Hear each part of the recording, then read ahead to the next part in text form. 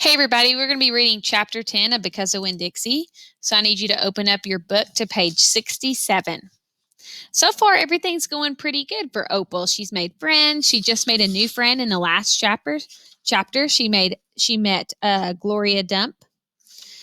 And here we are in chapter 10, and we don't know exactly what's going to happen, but I know that everything is good here. So I wonder if it continues to get better or if there's an obstacle that gets in Opal's way. So chapter 10, here we go. I told Gloria Dump everything. I told her how me and the preacher had just moved to Naomi and how I had to leave all my friends behind. I told her about my mama leaving, and I listed out the 10 things that I knew about her, and I explained that here in Naomi, I miss mama more than I ever had in Watley. I told her about the preacher being like a turtle, hiding all the time inside his shell.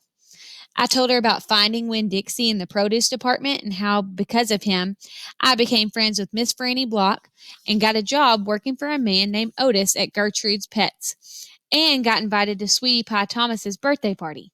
I even told Gloria Dump how Dunlap and Stevie Dewberry called her a witch. But I told her they were stupid, mean, bald-headed boys, and I didn't believe them. Not for long, anyhow. And the whole time I was talking, Gloria Dump was listening. She was nodding her head and smiling and frowning and saying, and is that right? I could feel her listening with all her heart, and it felt good. You know what? She said when I was all done. What?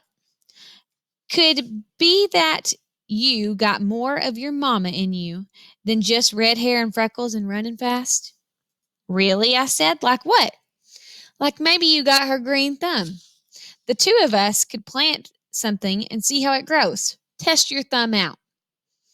Okay, I said. What Gloria Dump picked for me to grow was a tree. Or she said it was a tree. To me, it looked more like a plant. She had me dig a hole for it and put it in the ground and pat the dirt around it tight, like it was a baby, and I was tucking it into bed. What kind of tree is it? I asked Gloria Dump. It's a wait-and-see tree, she said. What's that mean? It means you gotta wait for it to grow up before you know what it is. Can I come back and see it tomorrow? I asked. Child, she said, as long as this is my garden, you're welcome in it. But that tree ain't gonna have to change much by tomorrow. But I want to see you too, I said. Humph, said Gloria Dump. I ain't going nowhere. I'll be right here. I woke Winn Dixie up then. He had peanut butter in his whiskers, and he kept yawning and stretching. He licked Gloria Dump's hand before we left, and I thanked her. That night, when the preacher was tucking me into bed, I told him how I got a job at Gertrude's Pets. And I told him all about making friends with Miss Franny Block and getting invited to Sweetie Pie's party. And I told him about meeting Gloria Dump. Winn Dixie lay on the floor, waiting for the preacher to leave so he could hop up on the bed like he always did.